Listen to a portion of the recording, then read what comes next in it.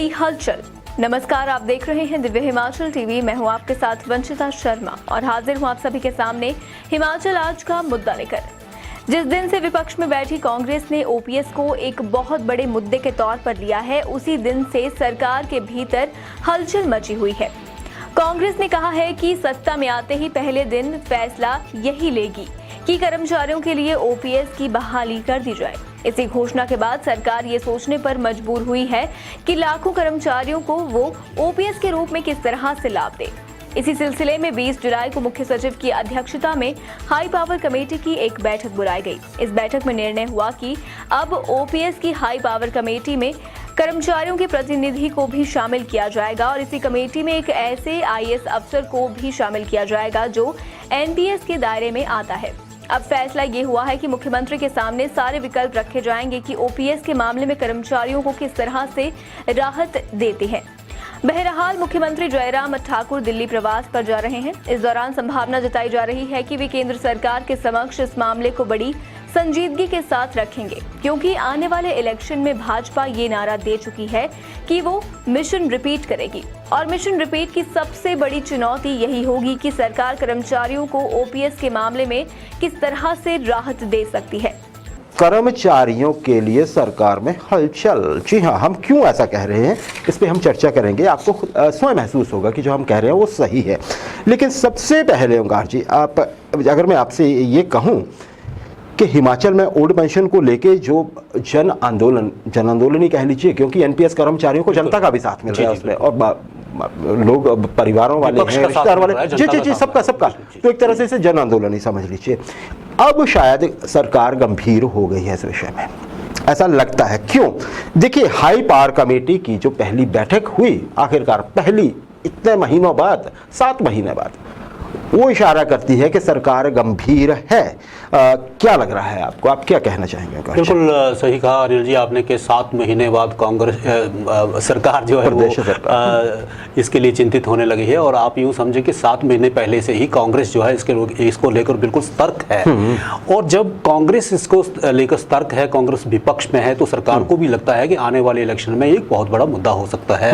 पिछले कल मुख्य सचिव ने इसके लिए एक विशेष, जिसको हम हाई पावर कमेटी बताते हैं, उसकी मीटिंग बुलाई गई है। और उस मीटिंग के बाद जो बिंदु निकले हैं, उन बिंदुओं को जो है वो लेकर एक गंभीरता जो है वो सबके ऑफिसर्स के मन में पैदा हुई है। तो क्या चर्चा हुई? आप ये जो कल मीटिंग हुई, इसमें देखिए जो मोटी मोटी बातें हुई वो आपके जनता के सामने, कर्मचारियों के भी सामने, और क्या उस बैठक में ऐसी बात हुई जो इस गंभीरता को दर्शाती है? क्या कहेंगे आप दर्शकों से? बिल्कुल, कल मुख्य सचिव जो आरडी धीमान है, उनकी अध्यक्षता में एक बैठक हुई है, सभी को पता है। और इस बैठक के बाद जो है वो अनिल जी मुख्य रूप से 2 बिंदु उभर कर सामने आए हैं। सबसे बड़ा फैसला जो इसमें हुआ है इस मीटिंग में, उसके अनुसार अब ये जो सारा मीटिंग का जो भी निचोड़ निकला है उसको मुख्यमंत्री के सामने रखा जाएगा, क्योंकि मुख्यमंत्री के ऊपर ही ये सारा छोड़ दिया गया है कि वो इसके लिए क्या फैसला लेते हैं। ठीक है। और दूसरा निर्णय ये हुआ कि हाई पावर कमेटी जो है अब हाई पावर कमेटी ने ये तय किया है कि आने वाली जब भी अब बैठक होगी तो उस बैठक में कर्मचारी प्रतिनिधि भी शामिल किए जाएंगे। और कर्मचारी प्रतिनिधि ही नहीं, एक ऐसा आईएएस ऑफिसर भी शामिल किया जाएगा जो एनपीएस के दायरे में आता है। तो ये अपने आप में एक बहुत बड़ा गंभीरता से लिए हुए ये 2 निर्णय हैं, जिनको आने वाले समय में कुछ ना कुछ हमें देखने को मिल सकता है। देखिए, ये चीज़ ऐसे समझनी चाहिए हमें, जहाँ तक हमने बात की कि इसके मायने क्या है। इसका मायने ये है कि सरकार के मुख्यमंत्री के सामने जो चीज़ पेश की जा रही है उसमें ये भी चीज़ होगी कि देखिए जी, गंभीरता ये है स्थिति की। जी, और हमारे पास है ऑप्शंस ये ऐसे ऐसे किया जा सकता है और हमें लगता है कि ऐसा कर देना चाहिए। अब आप डिसाइड करें कि इसमें से आपको ये एक ऑप्शन 1 है, ये ऑप्शन 2 है, ये ऑप्शन 3 है। अब आप डिसाइड करें कृपया मुख्यमंत्री साहब कि इसमें करना क्या है, आप क्या चाहते हैं। ऑब्वियसली इसके बाद ये मामला सेंटर की तरफ जाएगा, और पर जब ये बड़ी एक रिकमेंडेशन के साथ जाएगा ओंकार जी, तो इससे उम्मीद हो सकती है। और दूसरी बात, जैसे आपने कही, अब तक कर्मचारियों की एक ही बात थी कि देखिए जी, मीटिंग तो हो ही नहीं रही है, ऊपर से आपने जो कमेटी बनाई है उसमें कोई भी व्यक्ति ऐसा नहीं है जिसको एनपीएस का दर्द पता हो। अब आईएएस की बात कही है ना जी, आप देखिए आईएएस अधिकारी भी एनपीएस के दायरे में, वो भी चाहेंगे कि उनको पता लग गया होगा कि उनके जो सीनियर लोग हैं जो कि ओपीएस में आते हैं और मैं एनपीएस में जो भी इसमें शामिल होंगे उनको पता होगा ये चीज़, और जो मैं हूँ मुझे हो सकता है सैलरी स्ट्रक्चर सब कुछ सारे भत्ते सब सेम हो, लेकिन जब बुढ़ापा आएगा तो मेरी स्थिति अलग होगी उनसे, यहाँ पे फर्क पड़ेगा ओंकार जी। ये अंदर की बात ये हो गई। अच्छा, लेकिन सबसे बड़ा सवाल बाकी है। सबसे बड़ा सवाल ये है कि एनपीएस कर्मचारी हिमाचल के क्या संतुष्ट हैं इन कदमों से? क्या कहना है? आज आपकी बात हो रही थी विभिन्न लोगों से, क्या जानकारी? बिल्कुल अनिल जी, काफ़ी कर्मचारी नेताओं से आज बात हुई है और सभी की बात का यही निचोड़ निकला है कि वो संतुष्ट नहीं हैं। और दूसरा संतुष्ट नहीं होने की वजह ये भी है कि कल की जो ओपीएस को लेकर मुख्य सचिव की बैठक हुई है, उस बैठक के बाद किसी भी कर्मचारी नेता का कोई भी इस तरह की कोई प्रतिक्रिया नहीं आई है, कोई भी बयान मतलब वेलकम करने वाले स्टेटमेंट नहीं है, वेलकम स्टेटमेंट नहीं है, कोई वेलकमिंग स्टेट नहीं है। और मैं आपको ये बता दूं कि 10 से 13 अगस्त तक अपना मानसून सत्र शुरू होने वाला है। एनपीएस कर्मचारी एसोसिएशन ने कॉल दी है कि मानसून सत्र में विधानसभा का घेराव किया जाएगा और अपने परिजनों के साथ वो वहां घेराव करेंगे। तो इसको लेकर कर्मचारियों में अभी तक कोई भी प्रतिक्रिया नहीं आई है और जो उन्होंने निर्णय लिया उसमें वो अभी अडिग हैं, अभी कायम है। देखिए, अब इसमें ओंकार जी एक और चीज भी है, क्योंकि कर्मचारी पहले से कह रहे हैं कि जी देखिए हमें ना आश्वासन चाहिए, ना ही हमें ये चाहिए कि जी आप इस पे काम हो रहा है, हम कुछ करते हैं या क्या है, वो सीधे हाँ या ना में जवाब चाहते हैं। हालांकि चाहते तो वो सिर्फ हाँ में ही जवाब है, और साथ ही साथ उस पर कार्रवाई भी चाहते हैं इलेक्शन से पहले। ओंकार जी, ये तो हो गई एक बात। दूसरी बात आप ध्यान दीजिए कि पिछली बार भी कर्मचारी जब शिमला पहुंचे थे इस मुद्दे को लेके, एक तरह से सरकार से टकराव हुआ था, एफआईआर हुई थी, सब कुछ, लेकिन फिर से तैयारी है। अच्छा, अब इसमें बर्फ पिघलने की उम्मीद ओंकार जी एक तब दिख रही है कि शायद जल्दी, जैसे भी मुख्यमंत्री कुछ दिन बिजी रहने वाले, लेकिन 28 को जैसे मंत्रिमंडल की बैठक बताई जा रही है, उसके बाद सीएम के पास वक्त होगा, शायद एक कमेटी की रिपोर्ट जो है तब उनके पास जाएगी, और तो उसके बाद ये चीजें थोड़ी स्पीड अप हो सकती हैं। तो ऐसा लगता है कि अगस्त के पहले हफ्ते में, पहले या दूसरे हफ्ते तक इस मामले में बर्फ पिघलती दिखेगी, और कुछ न कुछ कंक्रीट कर्मचारी नेताओं के पास सामने ऐसा रखेगी सरकार जिस पे डिस्कशन की संभावना बन सके। अब वो बीच का रास्ता क्या निकलेगा? अगर फुल ओपीएस नहीं होती है तो ओपीएस जैसा ही क्या कर सकती है सरकार? क्या, क्योंकि सरकार के पास भी थिंक टैंक है, ऑफिसर सरकार के पास भी, और सरकार जब चाहती है करने पे आएगी, ऑफिसर करने पे आएंगे अपने पे, तो वो कर ले करके दिखा देंगे, वो रिजल्ट दिखा देंगे। तो उम्मीद रखिए इस पे। अच्छा ओंकार जी, एक अब मेरा अगली बात, ये ओपीएस कर्मचारियों की बात हमने कर ली। बहुत से कर्मचारी ऐसे हैं या हम कहें कर्मचारी वर्ग हैं जिनको बड़ा इंतजार है, बेचैनी है, बल्कि हम तो ये कहेंगे कि जल्दी से जल्दी हमारी मांगे पूरी करिए। ये कौन सी मांगे हैं जी? आप बताइए कौन से वर्ग हैं ये?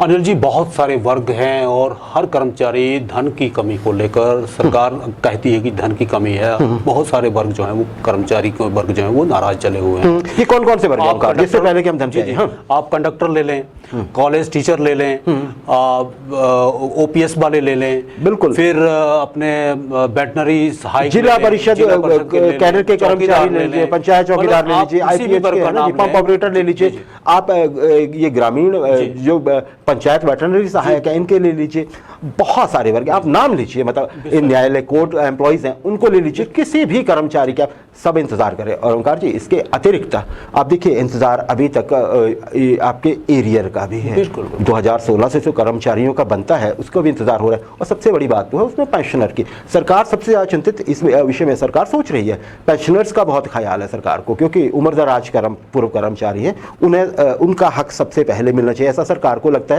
मिलेगा तो सबको साथ ही, लेकिन प्रेशर वो भी बन रहा है सरकार के ऊपर, सरकार खुद इस चीज को महसूस कर रही है, बड़ी बात ये है।